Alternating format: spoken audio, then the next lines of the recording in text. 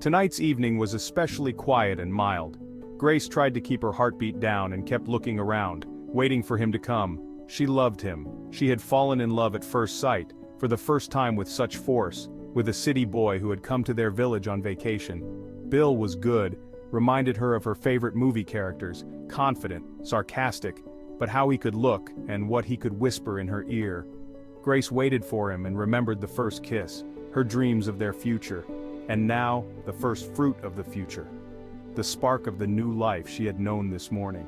The girl was waiting for her lover, and kept choosing the words to say about the pregnancy. She was worried and anxious about how he would react. What if he didn't need her? After all, her friends had told her so often that they'd seen him with other girls. But no, it's just gossip. They're jealous, so they talk. So far she's only told her mom, for which she's been scolded. Of course, she's not even 17 yet, but mom will get it through her head and she'll understand, as long as Bill's happy. She'll probably be happy, because he's promised so much, and what she needs is love. "There's Bill!" Grace decided not to delay with the important news, and blurted out everything at once. The boy listened to her confused phrases with a stony face, hesitated, and took out his wallet, counted out a stack of bills, and handed them to her. "What's this for, Bill?" Grace took a step back. "What's it for? For an abortion, you fool, or are you going to have a baby? But, it's our baby," mumbled the girl. She looked into the face of her favorite man, trying to see a glimmer of former warmth, but no, only coldness. "What, you decided to bury yourself? Snotty. How old are you? Take the money and don't be stupid." Grace felt her eyes filling with tears, but Bill's eyes remained ice cold, the corners of his lips twitching in a sarcastic grin. The girl turned and walked away. No one called her name. She walked on, not going home. She was ashamed. Her mother had told her, warned her about him, and in the morning she'd given her a beating. In the face of her beloved girl hoped to find support, protection. And now, what's she gonna do? Who needs her life? Grace wandered away from people's faces and gazes, suffering from unspeakable pain, not noticing that she was already walking along a forest road, which smoothly turned into a path. It was dusk in the forest, and fog was creeping in some places. It stretched from the swamp, a ruinous place. Mushroomers avoided it. Many people died in those deceptive swamps. Asterisk. Grace was searched for a month. Police search parties with dogs, volunteers. They scoured the woods as far as they could, but always hit a dead end. Toward the end of the second week, they found the girl's purse, then her sandals, then the second. The lost things were so far apart and so close to the dangerous mire that in general, the picture was clear. Everyone understood what had happened. Soon everyone gave up hope, and the search was closed. Grace's mother was the only one who kept wandering around the edge of the marshes looking for any clue, anything left of her daughter. Then the poor woman began to look for the culprits. She wrote statements against Bill, trying to blame him for her daughter's death, but she had no facts. She could not even prove that Grace was pregnant, because the girl had not been to the doctors, just took a test. The district police officer was throwing up his hands and wouldn't take her statement. The poor woman was mad with grief and powerlessness, and she also endlessly berated herself that morning. She could not restrain herself and yelled at her daughter when she told her about the 2 stripes. Why? Supported her, and now she would be there for her. Realizing that justice could not be achieved by human forces, Grace's mother decided to turn to non-human forces. She gathered the rest of her funds, borrowed a sum from a friend, and went to the neighboring district. There lived a sorceress, who was the subject of many rumors.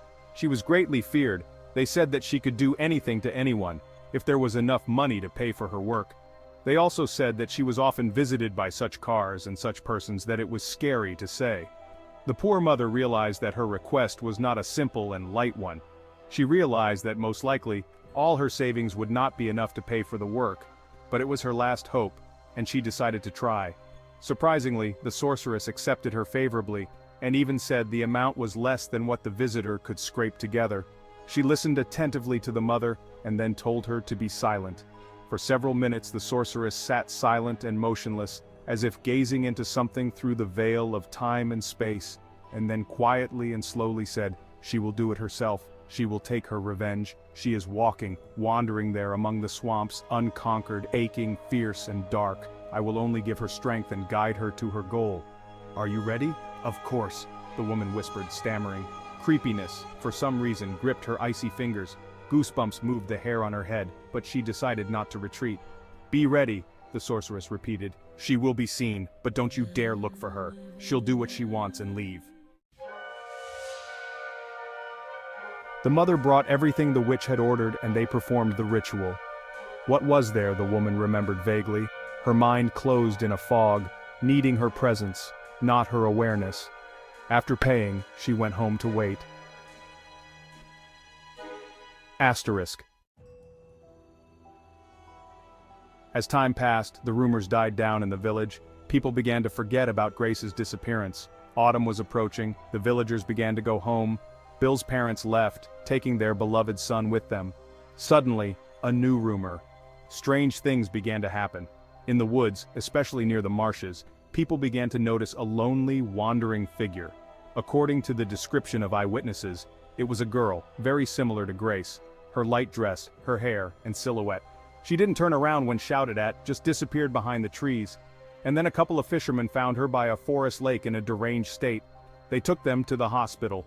One, the younger one, never came to his senses, he'd lost his mind. But the second woke up and said that the ghost came close to them, looked intently into each face and whispered, "Not you," and left. He said that it was really Grace, but she was very dirty, and her eyes were inhuman, black without whites, like holes.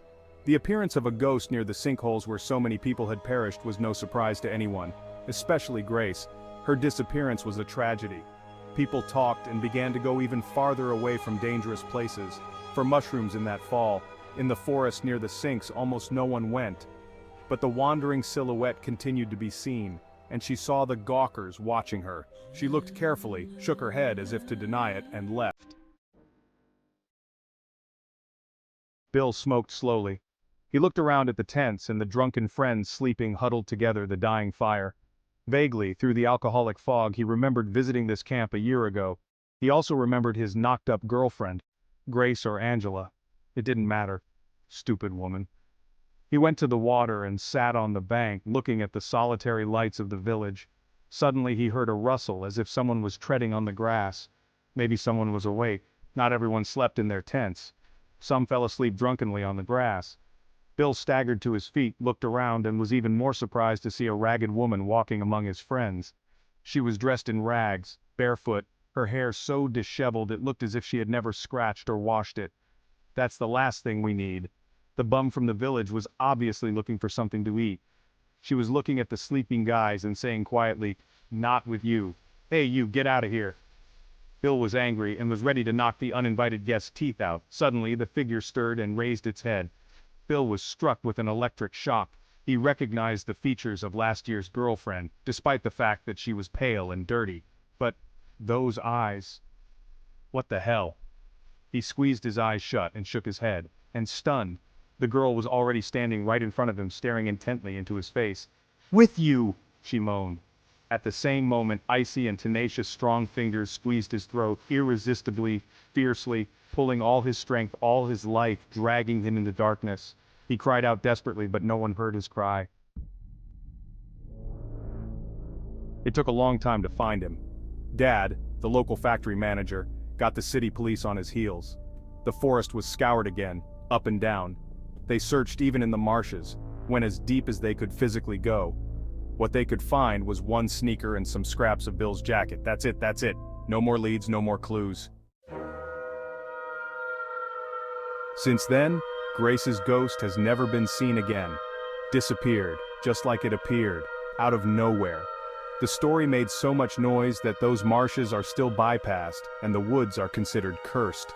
Make the background music intriguing music.